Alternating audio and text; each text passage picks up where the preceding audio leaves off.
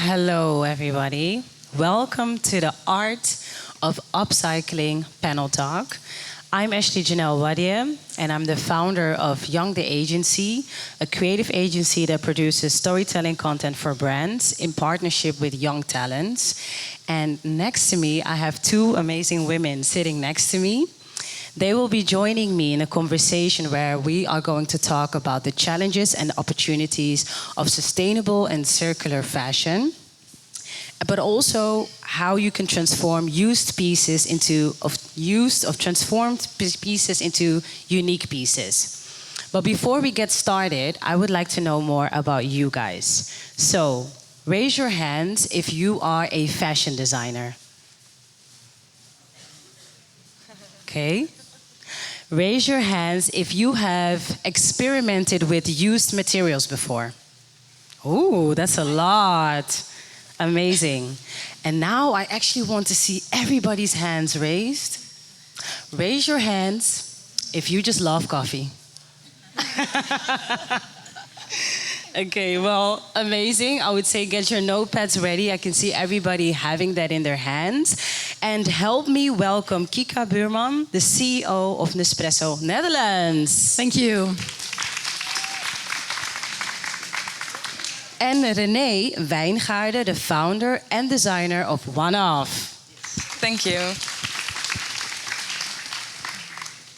Well, both of you, welcome. And thank you so much for taking some time off your busy schedules to be with us. Renée, I'll start with you because you had an amazing show last Tuesday. How was it? Yeah, no, actually it went great, very smooth. We have a beautiful producer there in the right. She did the whole show, so congrats to her as well. But yeah, super happy with it.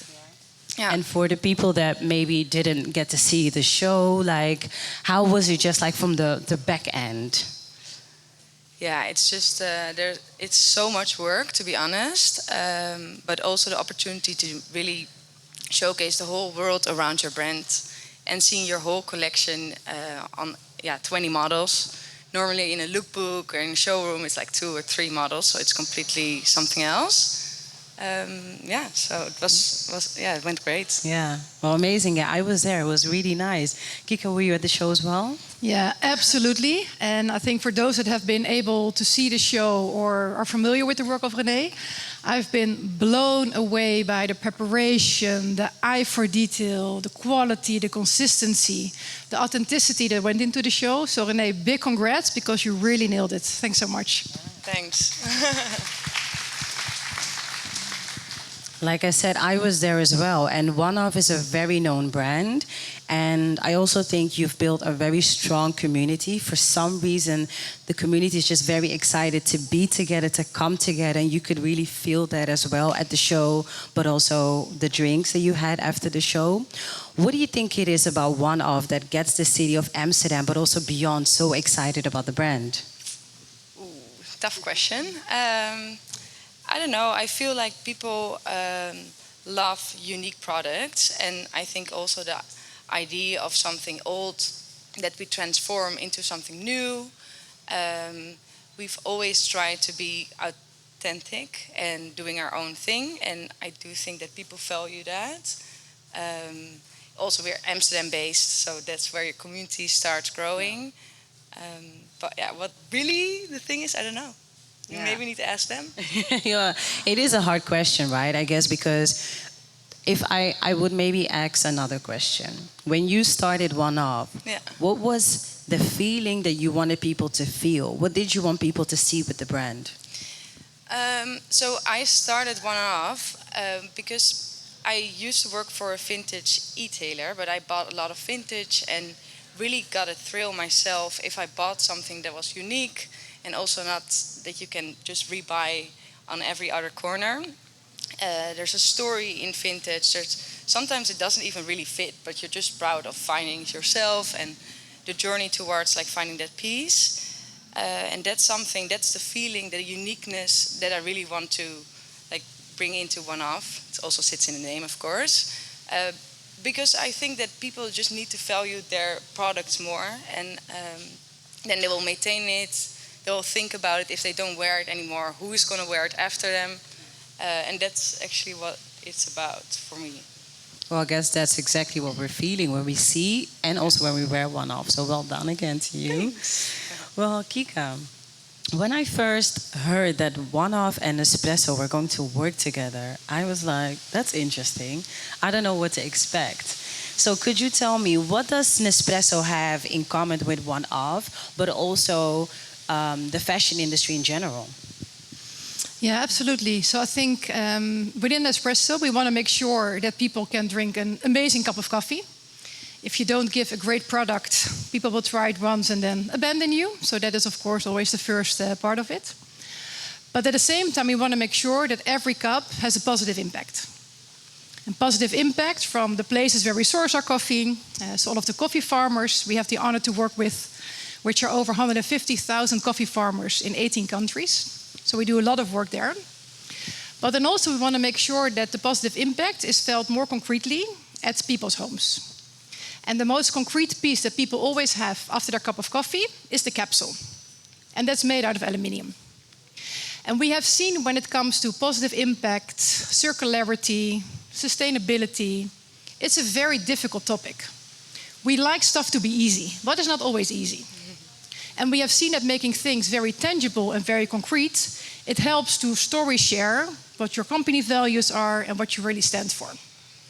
So as we were thinking of new and creative ways of how can we show the beauty behind the material of aluminium, it's a material that's endlessly recyclable, and not everybody knows that. So it's a very powerful material. We need to do everything possible to make sure we always kind of can sort it out and recover it, so we can keep reusing it. So we're constantly looking for different and unique partnerships to take consumers along in our sustainability journey and make the upcycling with aluminium very concrete and very tangible. So as we were thinking about Amsterdam Fashion Week, and what we really love about Amsterdam Fashion Week is that it gives a platform to innovative designers, new designers, people who dare to challenge the status quo, who dare to think, if I try something different, what would happen?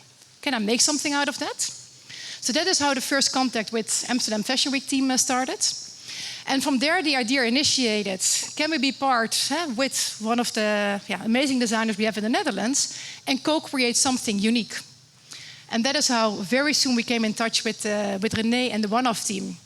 And we said, what if we can start kind of an experiment together and see if we can use aluminium capsules as an ingredient to upcycle unique pieces within the show. And you can see next to Renée some of the amazing accessories that were made by the team that were showcased in the show. These are made from recycled aluminium. We will get back to that. We will get back so for the upcycling.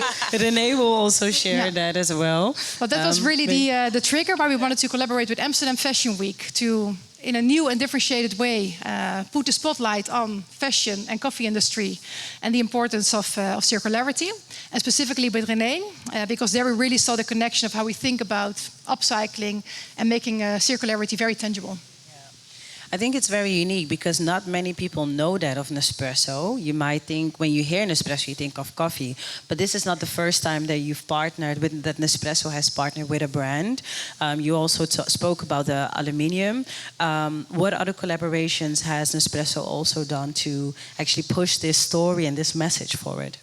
Yeah, we've done a lot of different collaborations. And that's, I think, always the fun part to really think of. How can you really reuse every single piece of your value chain? So I'm not sure if some of you had the chance to drink a nice Nespresso cup of coffee when you came in, but you've been served those in an, let's say, grayish, earthy color cup, which is called our Loop collection. These are made from leftover materials that come available when you harvest the green coffee. So 30% of these are, for example, made from that. So that's a unique collaboration to make sure we really use every material. We have made bicycles out of aluminium with the company Philosophy. And while we do that, we also support, for example, the kids in Africa to make sure they get, for every bike we create, also one available there so they have access to school. We have done kind of home appliances. We have made shoes. I'm not wearing them today They're not as fancy as this one. But we have made shoes out of coffee grounds, every time with the aim to really show and make it tangible that every material has a value. And if you dare to find meaningful partnerships and think together how you can keep innovating, you'll find new and differentiated ways to upcycle and take your consumers along in that journey. Amazing, amazing. Well, it's a lot about experimenting. That's what I'm hearing, right? And I know One Of is also all about experimenting. Can you tell us more about your design process with One Of when it comes to experimenting? Yeah, I think when I started One Of, it was an idea. Of course, upcycling is already there for a really long time. I think a lot of people are doing it. But for me, it was also like I really want to bring it to the market and build a company on upcycling, not just as a marketing tool, but just really finding like the vintage and bring it to the stores that actually never sold vintage. But yeah, it's something new, so it's a big experiment. So when I started, I had an own atelier in Paris. There we changed and transformed a lot. We sold nothing, so that was great. But by doing and by learning, I think we really built something and really trying to fit the market and what the consumer needs are as well. And that's for me, it's just one big experiment. And for me, it's really sitting in doing stuff and learning from that instead of just thinking. And of course, I also strategize, but that's also what I thought with Nespresso. They're really doing things instead of only talking about it. And that's what I value a lot. And then also when it came down to our collaboration, is that like it's not that I'm working with aluminium for my designs. So this was also an experiment. We didn't know upfront what like it would bring. Yeah, because I was about to say, when you're experimenting, you never know the outcome. Yeah, exactly. Right? No, indeed. And I think with making collections, it's like your spring-summer is a collection, but the experimenting and the things that I learned from spring-summer, I'll definitely take into fall-winter, but then make it even better. And that's a bit like how I also build collections, but build the whole brand as well. And our design process, that was actually an initial question. I really look at the garment. I love that also the details from the past are still in the new garments as well. But I also have in mind like the new silhouettes that I want to bring forward. And there I just think, then we just look with also like I work with couturiers to really check like what can we do. But then we also need to repeat the design. So there's a lot of things that we need to take in consideration when building something. And now, for instance, we work way more with patterns. So we use more vintage also as a fabric, but also because we learned that sometimes with transformation, a lot of fabric will be left over. So by doing this, we also have a new design process at the moment. It's a one big learning, I guess. Yeah, I guess you're always learning, which is really fun when it comes to experimenting, right? You also said you also strategize.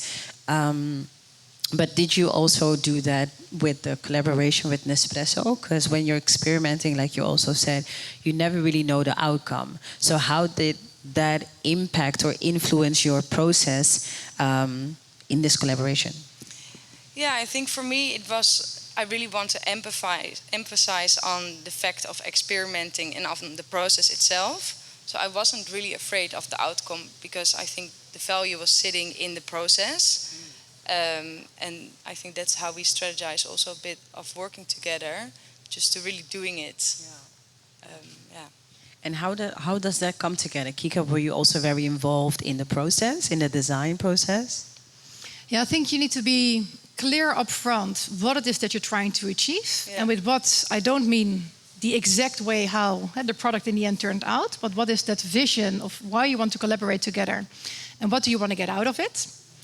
And then you also need to allow, in this case, Renée and the team, to do the experiment. So we could share kind of what we know about aluminium, the material, stuff that we have done in the past, really share what matters to us from a company perspective. Yeah. And then I think we gave Renée and the team also a lot of freedom and flexibility because we fully trust kind of her vision and her design thinking to come up with something that also nicely fitted in the show. And we were just discussing that. Yeah. Because when you saw the show, the way the accessories made out of Nespresso aluminium, amongst others, came to life in the show, it felt so natural and so integrated. Yeah. And that is, I think, because we trusted each other in the process to say, okay, we know what we both want to get out of it and why we are doing this. And then you trust each other's expertise. And that is also part of the experiment when you go into partnerships. I very much believe into partnering with others. There's only so much you can do by yourself as an organization.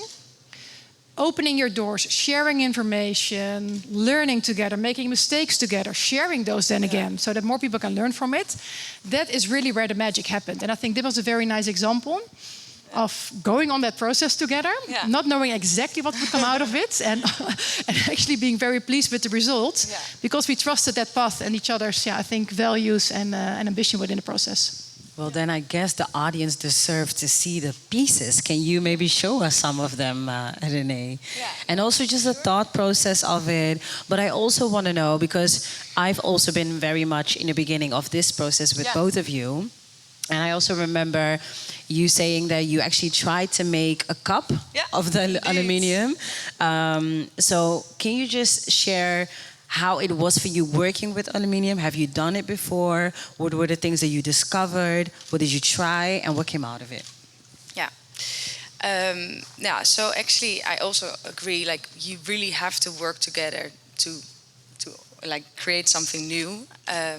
That's why we also involved like an artist, and she creates beautiful art with aluminium and metal.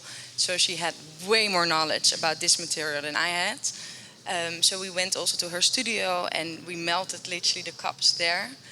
Super, like really a small oven, nothing big, not a big factory, but really an artist who do it herself. But that's for me also, then I learned from it because I see what's happening.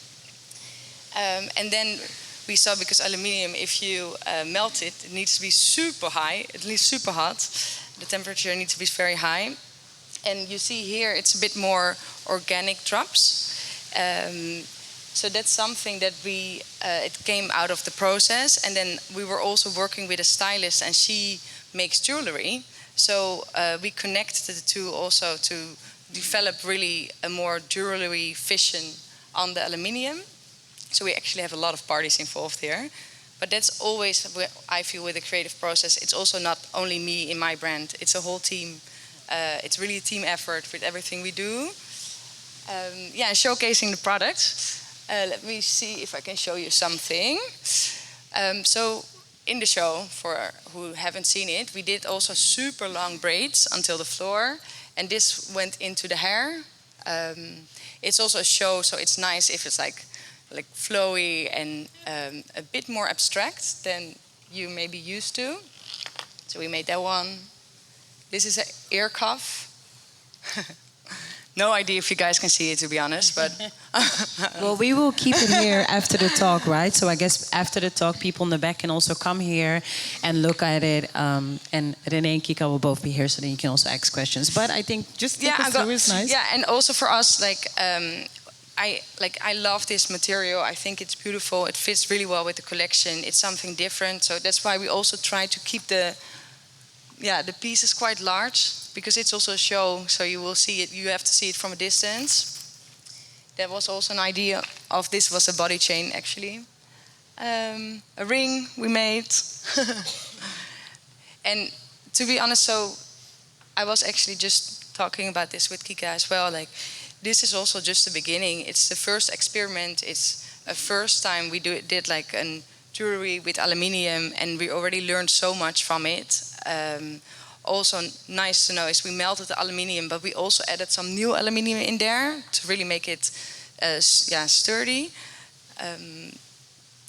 It's just I think it's a great start, and I'm super happy about the collaboration, because also you guys make it happen that we could do a show, and as you said, you really need each other to build something. Yeah, I guess you really cannot do it alone. I agree. And it's also really nice when it's a nice blended collaboration, when it makes sense, right? Exactly, 100%. You also mentioned, Renée, that you learned a lot during the process. Name some of the things that you learned that the audience can take away from this process. With aluminium? Yeah. That you can actually make something from aluminium. What we did it in, I don't even know how to translate it, but it was like a sand bak. And the liquid, like what comes out of it, it's just so freaking beautiful that I almost want to do a campaign with only the liquid aluminium. And it's just, I think it just opens your mind. It's like a new material also for the collection. I saw what comes out of it. It's also something we could do. We can integrate in the clothes later on. You can do a lot with this material. But this was it for now. So we maybe might see more aluminium in the one-off pieces. Is that what you're saying? Yeah, I don't know. It's just it did really open up my mind that of course I always work with vintage, so this was also so nice to integrate something new. We actually made cups from it as well. So also new, like we suddenly made like a coffee cup. That's just so fun to experiment with. Amazing. Well, yeah. Kiki, I know that Nespresso has worked with a lot of brands already and used aluminium already, but what did you learn in this process working with One-Off? We wanted to find, let's say, a surprising way to show aluminium again. And in the other collaborations, I think we were upfront clearer on the exact product we were making. So when you are going to co-create with somebody a shoe, and you're going to use coffee ground, you know exactly what you're going to get. You're going to get a shoe. And yes, you can still vary, of course, in the color, but we knew exactly what the end product was going to be. Similar with the bike, we knew exactly what the bike would look like. We've done all of the other appliances and collaborations. I think in this case, because we knew what when we strategized, kind of what the intention was, but we didn't know what the product was going to be.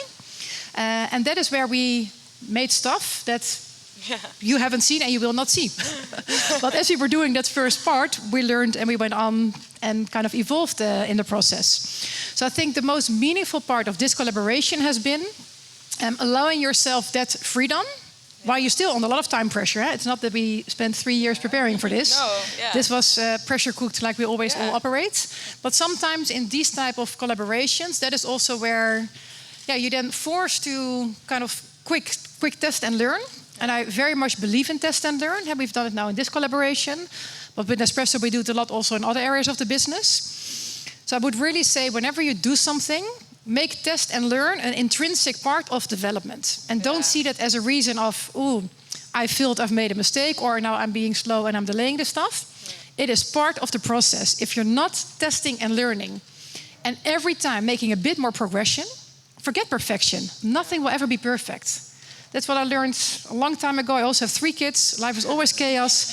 Perfection doesn't exist. There's always something somewhere that happens. So let go of that thought. But focus on the progress that you can make.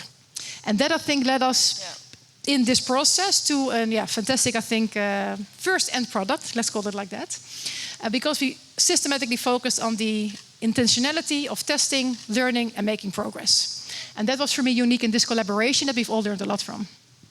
I hope you guys wrote that down because that was a valuable tip. Honestly. Right? I'm even taking that. Thank you. But we're talking a lot about collaboration as well, right? And changing an industry is not something that you can do by yourself. Renée, you have a brand, One-Off, you have your own vision. How important are collaborations like these?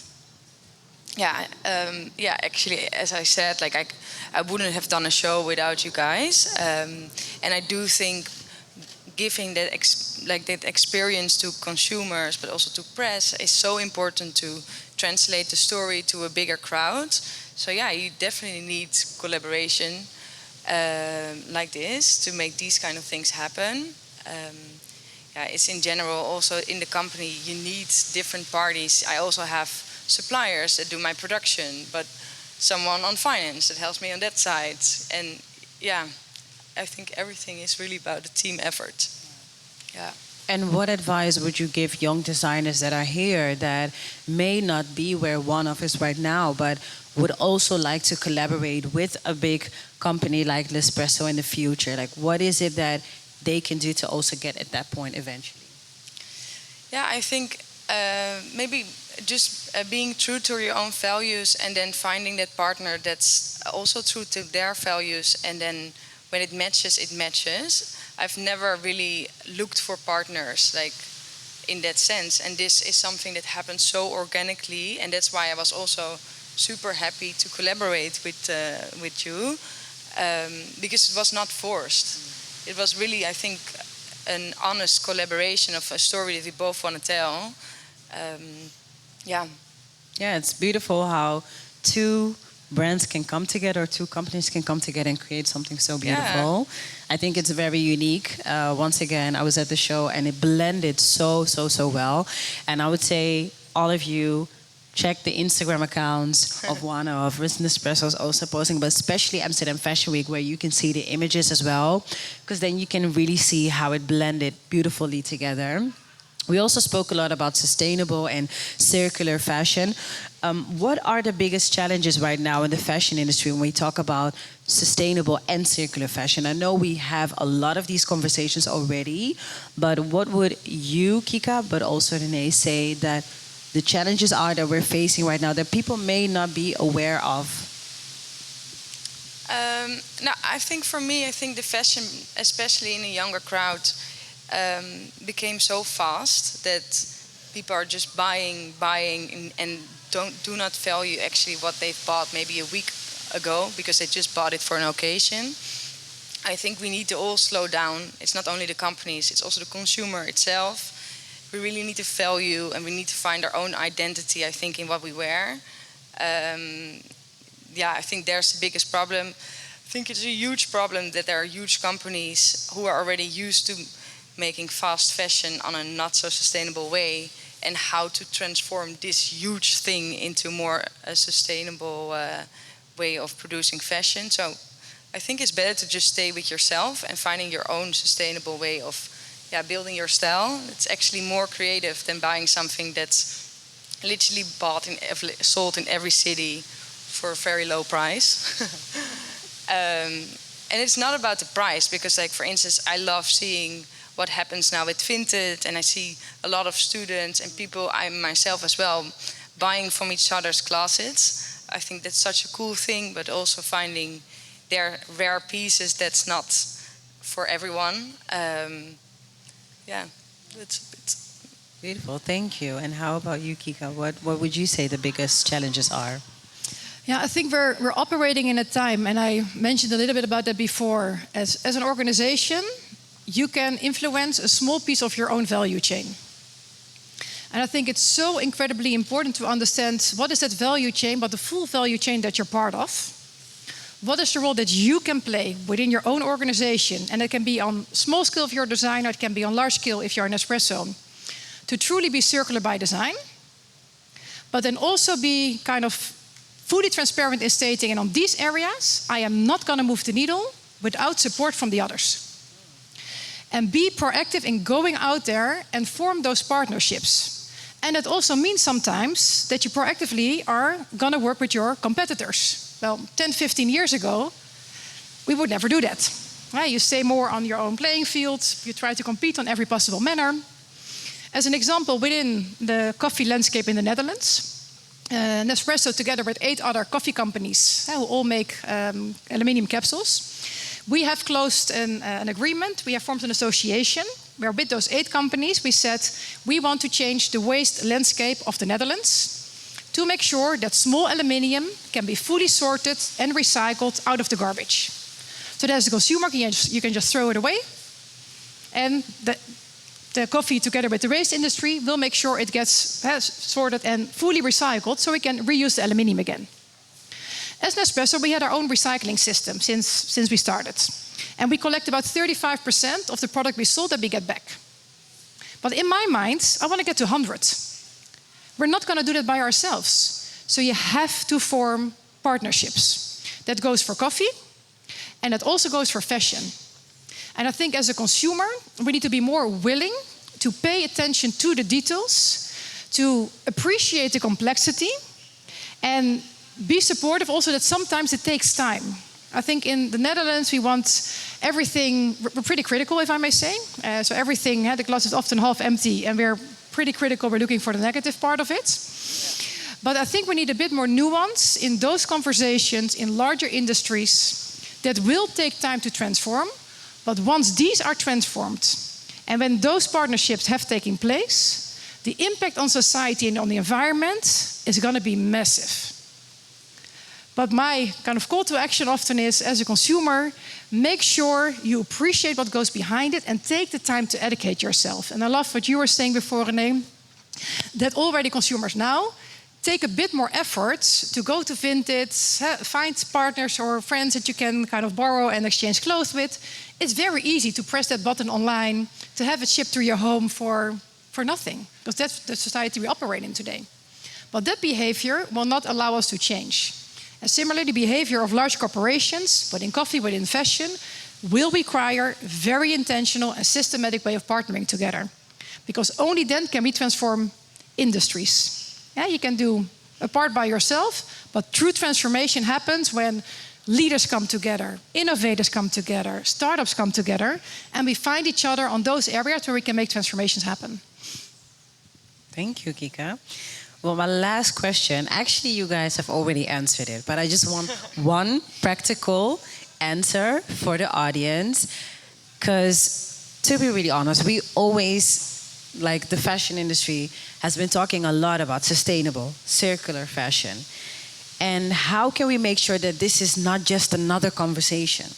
How can we, how can I, how can everybody that is here, how can we make sure that we also contribute to this movement? And again, it is not just another conversation. So you guys have said it, I've heard it, but I just want one practical answer. I'll start with you. Yeah. No, just put some effort in something. Do not always go the easy way, because I think that's nowadays it's all built on services. Yeah, tailor your own pants. Go to a tailor, buy something secondhand.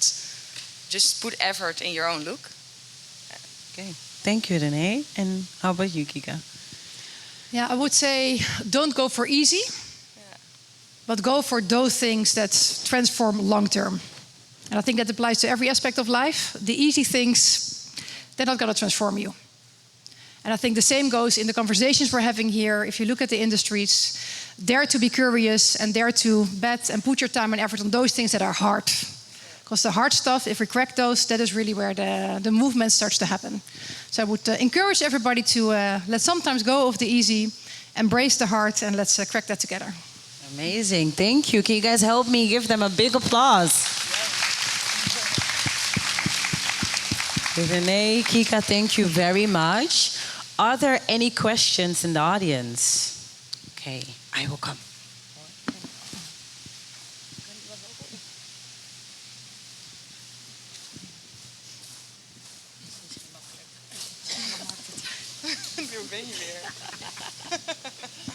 Thank you. Hi, my name is Malachi. I'm a modern creative director in Amsterdam. Speak a little bit louder. Oh, sure. Is this better? Yes. Hi, my name is Malachi. I'm a modern creative director in Amsterdam, and I really had a question for all three of you, actually. I feel like this collaboration is very creative. Something like this doesn't happen a lot in the Netherlands, so I'm really happy to see this, especially in Amsterdam Fashion Week. And my question was, what is the best way to have a successful collaboration with two brands that has a little bit difference in the way, in the niche especially? Did you guys hear the question? Yeah. I think, trusting each other in their own fields. And yeah, I thought it was actually a very smooth collaboration between us, because they were very clear on their story. We were also very clear on our story, and it matched it. And we were involved with each other, but we were not like pushing each other at a direction that one of the other didn't want to do that. So it was, for me, good. Yeah, and I think building on that, I would say dare to stand for something. I think if you stand for something, it makes it also easier to use that a bit as your compass to know if it's fitting or if it's not fitting. Yeah. And I think in life it's often more important the things that you're not going to do than the things that you are going to do. And I think whenever you think about partnerships, but also choices that you make, be clear up front what it is that you're not okay with, that you don't want to do. Because that can really help you to also know, yes, I'm onto something now that really fits and makes sense. And I think as you're both very clear on what is it that we stand for, what is it that we do want to do, and where are we not okay to go, then very soon you feel that it's the right path to go. Because the moment it starts to feel like, and it starts to get a bit rough, it's typically because you're entering in each other's no-go space. And that's completely fine if that's the case, but just make sure you identify that early on in the process. And that you're not too far along, because otherwise, you've lost quite a bit of time. But that I would say is really critical when you think about partnerships. Thank you so much. Thank you.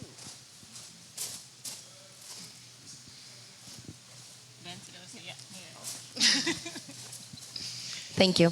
Hi, I'm Christiane. I'm also starting this journey of upcycling in a small business. My question is more to Nespresso team. If first of all, if this is a very local initiative like Netherlands, Amsterdam, or this is some initiative worldwide, and if related to fashion specifically, because I think everybody here is because of it. How do you pick the brands you collaborate with? And again, if this is a global initiative or just local? Thank you. Yeah, so the way we focus within Nespresso, we have kind of our company values and being circular by design, and the focus on making circularity very tangible for consumers is present in every single of our countries. The way we bring that to life is different in every market. I've worked the past 5 years in the US from our New York office. Before that, I've worked in Spain and Switzerland. In every country, we do it in a different manner. In the Netherlands, what we really looked at is what are kind of industries or communities that we can collaborate with, also depending on where that community is. And what we love particularly about the Netherlands when it comes to fashion, which I think Amsterdam Fashion Week really embodies, is that there are so many, and I would really say freaking amazing designers who are daring to challenge the status quo and do stuff different. And I think that Amsterdam Fashion Week has created a unique community that brings that knowledge and that vibe and that energy together. In many other cities where there are fashion shows, it's typically more kind of really the large-scale brands who dominate the platform. Where here is if you walk around, and that's why we're very proud to partner and also sponsor the hub and also be selecting kind of brands that we're going to continue to support, is because the platform here is to give really from the inside innovation and new ways of thinking, new ways of collaborating, really the spotlight. And that is the reason why in the Netherlands we felt this is the right platform for us to collaborate, because we so believe that transformation happens from a lot of smaller initiatives coming together, and then you make something big out of that. So in other Nespresso countries, you will find other collaborations that make sense for their market reality. And for the Netherlands, we are very happy. It's the first time we collaborate on this scale with Amsterdam Fashion Week. And we're really enjoying and learning so much from it. So far, it's been a good experience. Yeah. And how do you pick the brands you collaborate with? Oh yeah, sorry, that was the second part of your question. So together with the Amsterdam Fashion Week team, we have because for those, I think everybody knows, but there's the hub that is here inside, which I hope everybody's going to take time to walk around. I've seen so many interesting kind of concepts and ideas there. So we have agreed with the jury. We have a jury together with the Fashion Week on those brands that we really want to kind of continue to give a platform and leverage the reach that Nespresso has to give them more visibility. And we're going to focus a lot on circularity. Is it something that is, we are circular, or is it truly circular by design, which is different? I think many people say it, but when people truly do it, and it's part of your design thinking, your process, your value chain, the suppliers that you work with, the choices that you've made, you will feel and see that. We also look at societal impact, so how much reflection has been on that. But we also take into consideration that brands are in very different stages. Now, sometimes you're really just getting started, and then it's more a mindset. And others will be a bit further along, and it will be more concretely seen within the designs itself. So we're going to look for the mix, but yeah, really the circularity angle and the innovative aspect is something we're going to put increased, let's say, or evaluate especially within the selection we're going to do in the next couple of days. Yeah. Are there any more questions?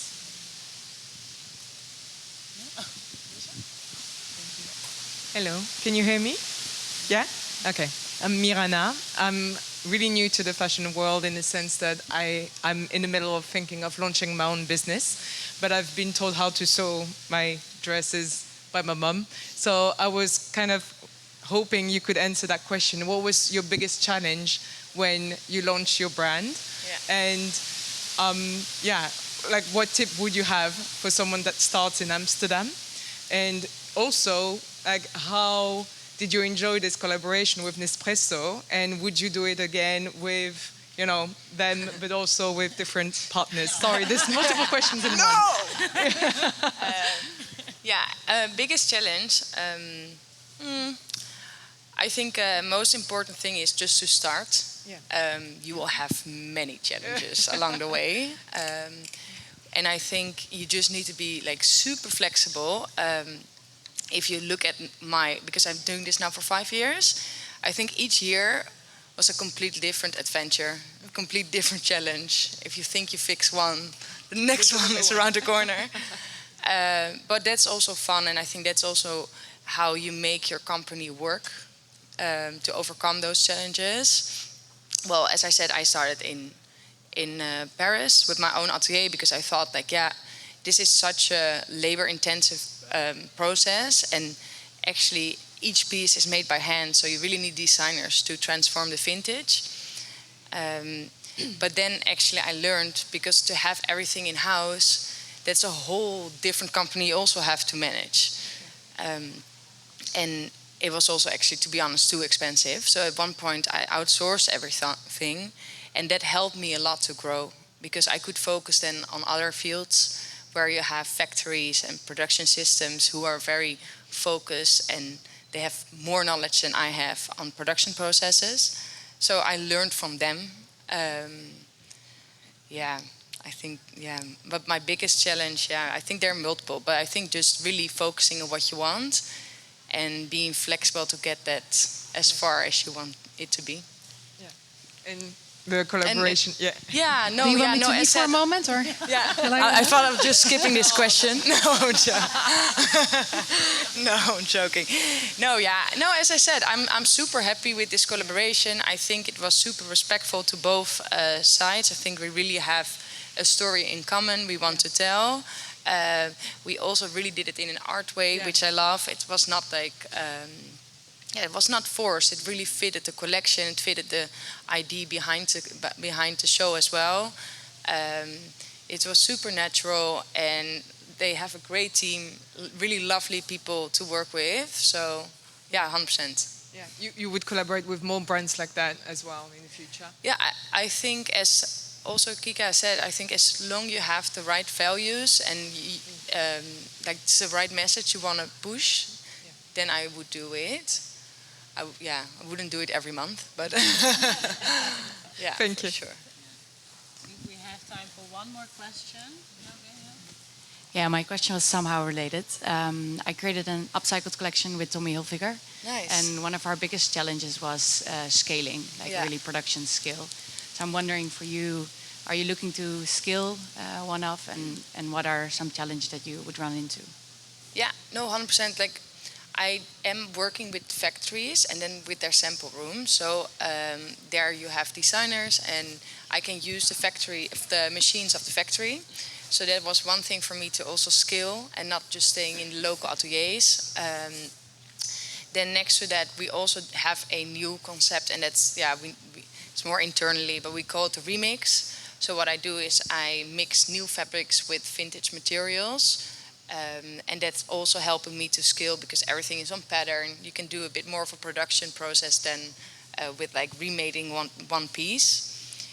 The whole system of my brand, I would love to just show you and explain, but like it's a design we sell to the stores, but we repeat the design on the vintage that we source.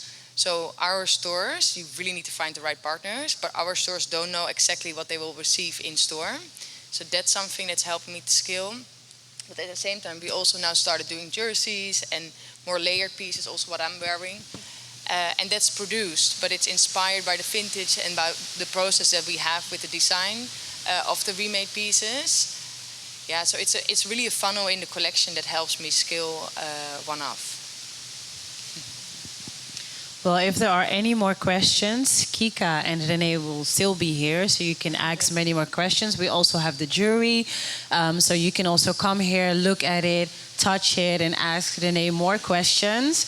Kika already said it, but in the hub there is a program, a new initiative that Amsterdam Fashion Week and Nespresso have started, which is called the Talent Support Program, where 60 brands are in the hub and 5 of these brands will be selected and have the opportunity to win a beautiful amount of funds of 25,000 euros and to also be part of Amsterdam Fashion Week next year. So I would say stay around, have a look at what's in the hub, have conversations with Renée and with Kika. But first, I want to ask you guys if you want to help me give them, once again, a big applause.